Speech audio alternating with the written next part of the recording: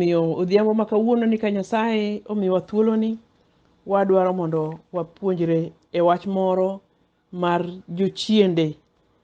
Jochiende nitie koso gionge? Jochiende ka nitie itimo nade? To teko mar Yesu Kristo gi jochiende chalo nade? Walam. Ruoth Nyasaye waduko ni erokamano. Miyo odhiambo majaber mondo wapuonjre kuomi. Koro miwa teko gi nyalo gi winjo, kendo miwa roho mari maler otelnwa ka wapuonjore, to nyingi man gi teko oyud duong', mondo gik mwapuonjore gi oyud teko kuomwa kendo owuoth kodwa ka telonwa e gigo manadi mawakale e piny kani. Nying Ruoth Yesu Kristo mondo mi duong'. Erokamano. Mokwongo adwani mondo wapenjre, to odhiambo ma kawuono ni wan waromo ka eri. Ang'o maber mwatimo ne Nyasaye momiyo Nyasaye miyowa thuolo ni mondo wachak warom kae? Wapenjre uru wachno, miyo ka wadhi e nyim Nyasaye to wadhi ka wang'eyo ni nitie gima Nyasaye dwaro kodwa. Jowetewa, nyithindwa, nyiminewa, owete, joma wadak go, minewa, jirandewa, joma watiyogo, waneno mang'eny ma wang'eyo to koro gionge. Ang'o Nyasaye okawogi to wan pod wantie? Nyasaye ni kodwa gi wach, pok watieko tijwa. Waparuru mano sama wapuonjore mondo Nyasaye otelnwa kendo konywa. Mar ariyo, adwa dhi e wach ma wan godo kawuono e kitabu, wabro somo kitabu mar Mathayo 8 kare 28 nyaka kare 29 e nying Ruoth Yesu. Asomo. Kane ochopo loka komachielo e gweng' mar Gadarena, chwo ariyo mane nigi jochiende nowuok ne gunda mar liete moromo kode. Ne giger ahinya maonge ng'ama ne nyalo kalo kanyo. Ne gikok matek niya, idwaro ang'o irwa kaeri, Wuod Nyasaye? Dibed ni isebiro ka mondo isandwa ka ndalowa pod ok ochopo?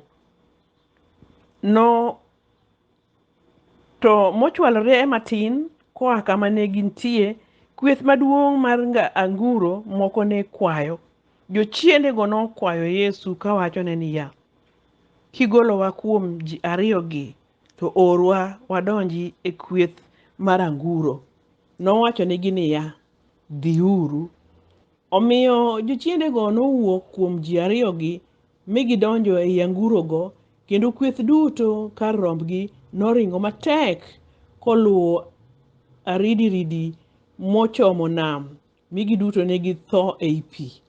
Joma ne rito anguro go noringo mi gidhi e dala mi ginyiso ji gima notimore no, kaachiel gi gima noyudo osetimore ne joma ne nigi jochiende.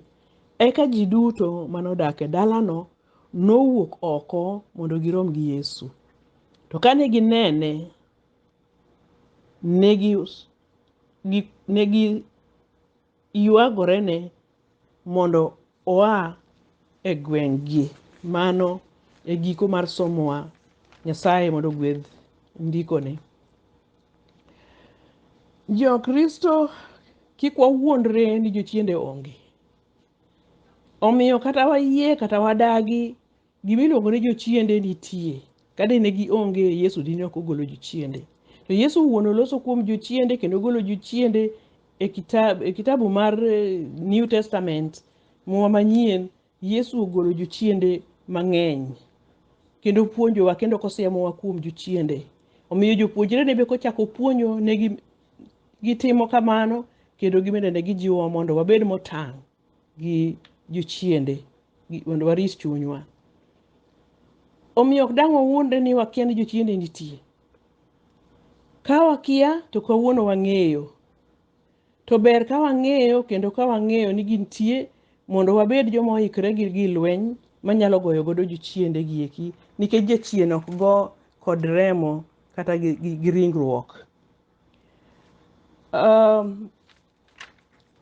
Kama wasomo e kitabu mar Mathayo 28 nyaka 34, waneno teko mar Yesu Kristo kuom jochiende. En gi teko ma ok ochun, teko ma natural, teko ma bira kende. Yesu ok chandre, ok okaw muma nogoyo go wi jachien, ogoyo go wi dhano ni jachien wuogi.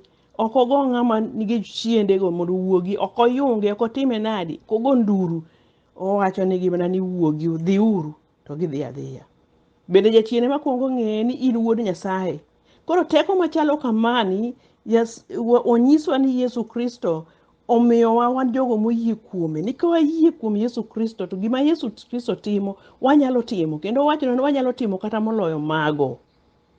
To gima dwa ni mondo wabed ka wang'eyo ni seche duto ka alwora ma wantie, jochiende wuothe kendo jochiende ng'eny ka gidwaro mana kaka digi hinywa, ka gidwaro mana mondo kik wayie wach Nyasaye, ka gidwaro mondo watamre luwo Nyasaye, ka gidwaro mondo gikethwa kendo giketh nyithindwa kendo giketh miechwa. Emomiyo wadwaro mondo wadag ir Yesu Kristo, wan dwar kama Yesu Kristo nitie kendo wang'e Yesu Kristo, wamok kuome mondo teko ma Yesu Kristo nitie go chande ogeng'wa mondo kik jasigu Satan donj kuomwa, kik jochiende donj kuomwa, nikech sama giseneno remo ma Yesu nigo ka wantie ei Yesu, to giluor. Kendo kwatiyo gi nying Yesu Kristo, gi remb Yesu Kristo, to wan kod teko mar riembogi, kendo wan kod nyalo mar riembogi. Emomiyo jochiende ok nyal bedo kodwa machiegni, nikech ging'eyo ni remo mar Yesu Kristo ohingogi. Nying Yesu Kristo kende oloyogi. Emomiyo jokristo wabeduru kwa ng'eyo ni jasigu Satan ok nindi, osiko dwarowa kuma wantie. Nitie gik makosa ariyo ma ji watimo kaka jokristo. Achiel en tamore yie ni jochiende nitie.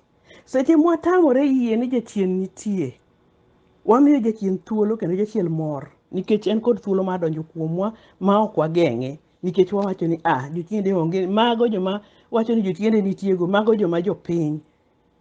Ooyo, Yesu Kristo oriembo jochiende kendo onyisowa ni jochiende nitie. Omiyo jochiende nitie, kik wawuondre. Mar ariyo, makosa mwatimo en yie ni jachien nitie. To kwaseyie ni jochiende nitie kendo wayie ni gin kod teko, to koro wadhi wahero teko gi cha, nikech wadhi kwang'e ni wadhi ir jochiende, to jachien ma chandowa ok bi chandowa, nikech koro wadhi ir ng'ama nigi jochiende ma dil gi jochiende mondo koro othiedhnwa kendo sironwa jochiende kik chandwa. Iyudo kata ka nyathi tuo, nende en gi homa mager, koro nyathi neno gik moko, waringo wadhi ir joma tiyo gi jochiende ni menyna nyathina ni ang'o matimo. Adwa dhi wuoth, akwongo adhi penjo ng'at ma tiyo gi jochiende, neno nadi, kama dhiye ni chalo nadi. Moko adhi ni akia, an hawi man go ni rach, ng'ina, to ong'iyo lweti, onyisi. Mago gin tij jachien, kendo jachien mor kabisa seche mwatimo kamano, nikech koro en kod thuolo mar donje iwa mondo ti kodwa kaka en owuon mohero.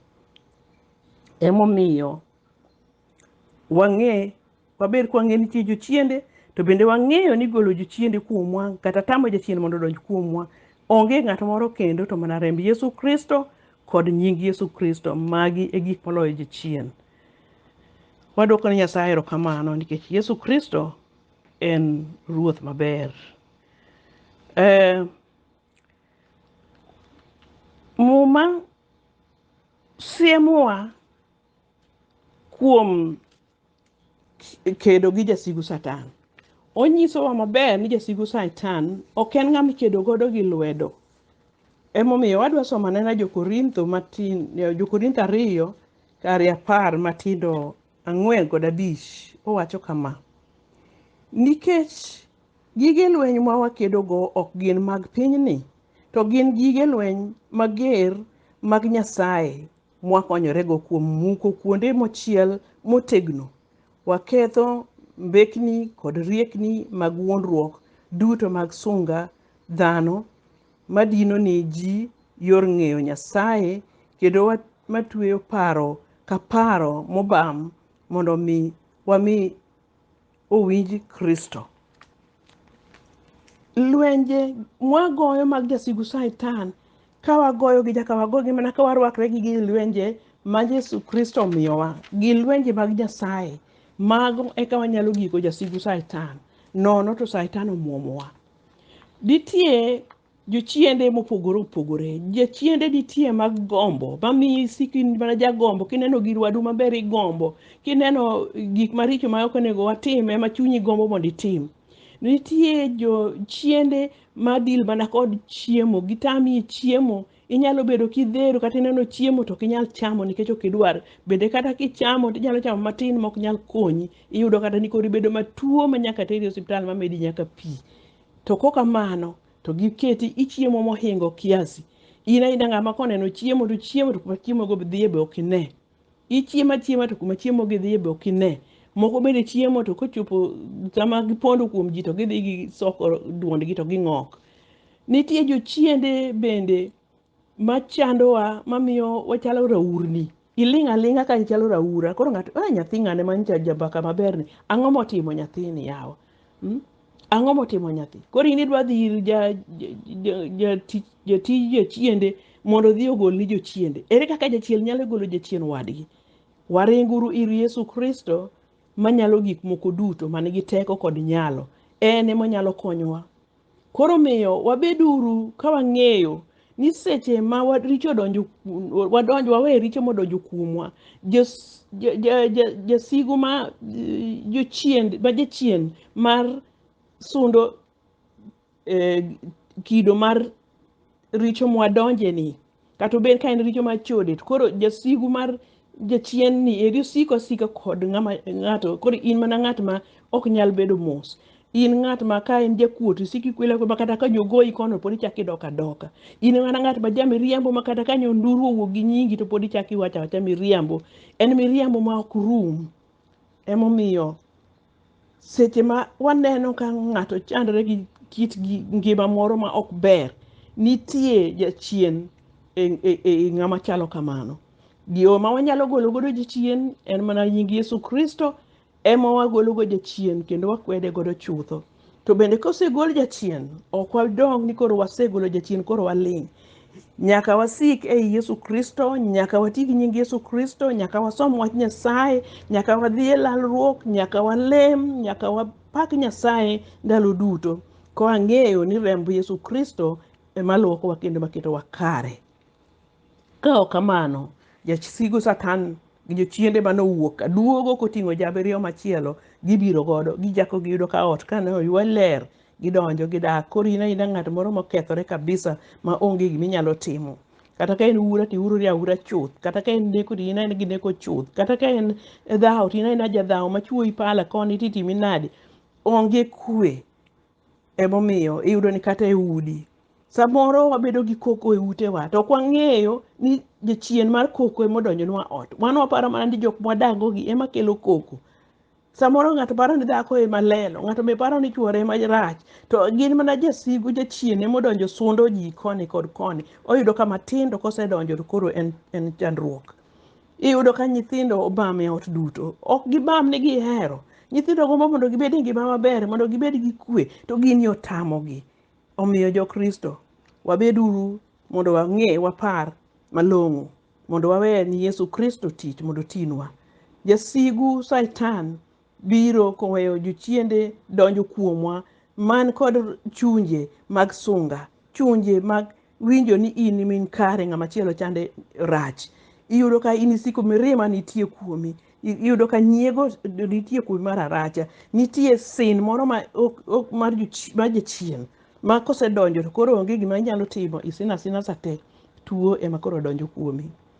Emomiyo nyaka watamre roho kata chunje mag mirima, kata mag sin, kata mag dhawo, kata mag miriambo e nying Yesu Kristo ma Nazareth. Kama wasomo e kitabu mar Mathayo, waneno kaka teko mar Yesu Kristo en teko maduong' kendo en teko madier ma olosa to gigo dhi. Yesu nigi teko ma kata yamo ema biro makudho matek, apaka goyo nam to okwero. Ndalo moro Yesu ni e nam yo Galili, onindo e yie. Jopuonjre ne to yamo kadho kama apaka goyo gi maging'e ni gidhi lal. Bang'e giparo ni Yesu nitie to nindo. Gipanjo, japuonj, inindo nang'o chiewo, warumo. ka Yesu chung to yudo ka paka timore marach to penjo mana gikoni gimna ni ling'uru.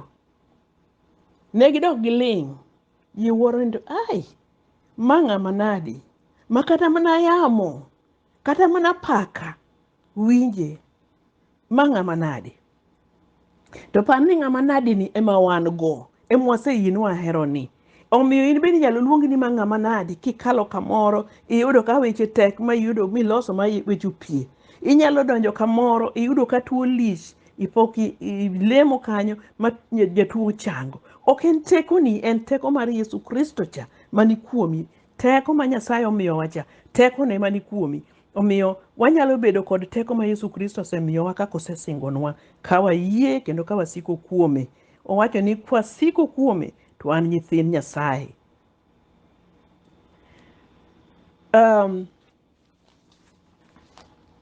Nitie yore ma jasigu Satan donjogo kuomwa kata ma jochiende donjogo kuomwa. Jochiende donjo kuomwa e yore moko madongo adek. Nitie yore mang'eny ka abiro loso kuom yore adek kende. Yo achiel en sama githung'owa, gidiyowa, gikaso korwa, gisandowa, waonge yweyo. Tiende niya, gimiyo chunywa ol. Wachako bedo joma koro nikod gimiluongo ni depression. Koro chunywa ol, wachako chare kendwa, wachako neno ni waonge gima wanyalo, wachako ng'eyo ni waserem, ji oyombowa. To koro wabedo jok moko madwaro mana mondo wanegre kendo watho. To Petro mokwongo 5 kare 8 owuoyonwa. Adwa ni mondo wasomie Petro mokwongo kare 5, Petro mokwongo 5 kare 8 nyaka kare 9. Owacho kama eri: beduru motang' ka ung'eyo ni jasigu ma en Satan bayo kuonde duto mana ka sibuor maruto komanyo ng'ama dongam. Chung'uru motegno kuom yie ma un go kendo tamre uru, nikech ung'eyo ni joweteu moyie e piny ngima bende neno chandruok machal gima uneno. To dongu winjo jokristo. Petro wacho ni mondo watamre yie ni jasigu Satan. Nikech jasigu Satan onge kwe. En osiko wuotho awuotha komanyo ng'ato monyalo sando, monyalo ng'amo, monyalo nego, monyalo ketho, monyalo donjo kuome. Ni to ka watamre to obiro ringowa. Owacho ni wabed motegno. Saka seche ma waneno masira, kik wapar ni wan kende ma waneno tho, kik wapar ni wan kende ma wanindo kech, kik wapar ni wan kende ma nyithindo ok nyal dhi skul, kik wapar ni wan kende ma nyithindwa onge tich, kik wapar ni wan kendwa ema watuore. Gigi timre kamoro amora. Nyocha otimre dala moro cha, e mier moro cha, winjo kata mne TV piny kilando gi kuonde ma gitimore. Gitimore madongo kendo moloyo gik mwaneno. Koro kawuono otimre odi ka, otimre kuomi, otimre kuom nyathini, otimre kuom watni. Kiny en kama chielo. Jokristo duto e piny ngima chandore achanda kamano. Nikech ma e yo ma Nyasaye dwaro wago mondo wabed kwang'eyo ni en Nyasaye nitie. Nikech sama wachandore wabiro luongo Nyasaye. Sama wagalore ma owinjo maber chande, jasigu Satan orito wadwa donjo kuomwa. Omiyo seche waneno masira kendo waneno chandruok, kik wapar ni wan kendwa. Wabed ka wachung' motegno kendo kwa geno kuom Nyasaye. Ruoth opaki. Mogik madwa wuoyo kuome en ka Satan koro odonjo e pachwa, ma koro en ema en steering, o control pachwa, en ema omiwa gima dwa ni watim, okete pachwa, okete chunywa, e gombo mar chunywa, okete e dwaro marwa. En molokre driver mar ngimawa. Ma iluongo ni direct demonic influence. Sama direct demonic influence odonjonwa, to koro onge gima wanyalo timo mak mana dhi ir Yesu Kristo. Joma kia Yesu Kristo dhi dwaro kama inyalo hosgie. To wan tinyisowa ni mondo wadhi ir Yesu Kristo man gi teko duto, marembe pek, ma nyinge oloyo nying duto e bwo piny, e bwo polo kata e piny ka bende. Yesu Kristo en osiepwa, oherowa, omiyo kwadhi ire obro resowa kendo obro konyowa. Katieko, jowete gi nyimine, lweny mwagoyo, lweny ma jakristo goyo, wagoyo gi jasigu Satan gi jochiende. To jasigu Satan kod jochiende ne gin ok giting' bargi nologi, gin ok giwega lweny, gigore nyaka giko. Emomiyo nyaka koro wabed kwasiko kuom Yesu Kristo, kendo kwaluongo nying Yesu Kristo, kendo kwaluokre gi remb Yesu Kristo kinde ka kinde, mondo walo teko mag mudho. Ka wan kendwa ok wanyal loyo. Teko nigi tekona ok nyal timo gimoro. Seche mwang'eyo ni Yesu Kristo nigi teko kendo gi nyalo, mwaweyo ne tich, to jasigu Satan oluor kendo bedo mabor kodwa. Emomiyo ber mondo wang'e ni jasigu Satan en ng'a masandowani. En jasigu Satan bila mane masandowani. To waring ir Kristo, nikech Yesu Kristo ema bro konyowa. Wasik wadak e iye, ka wan e iye, jasigu Satan bedo mana gi oko, oluor nikech ok onyal sudo kama Yesu nitie. To ponono yudo kiwuok ka Yesu onge, to yudi. Emomiyo walama ahinya mondo Nyasaye omiyo wabed kuome, wasik kuome kinde duto. Yesu owacho ni kusiko kuom puonjna, ng'ama osiko kuom puonjna biro bedo e ngima manyaka chieng'. Walamo. Ruoth Nyasaye manyalo gik moko duto, waduoko ni erokamano kuom teko misemiyowa kuom Wuodi Yesu Kristo.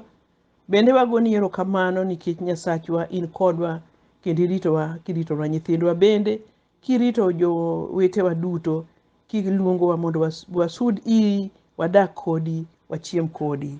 Erokamano Ruoth mepolo malo, nikech jasigu Satan koro ok nyal yudowa, kendo teko mar jasigu Satan ok nyal nyalowa, nikech wan e iri to in e iwa.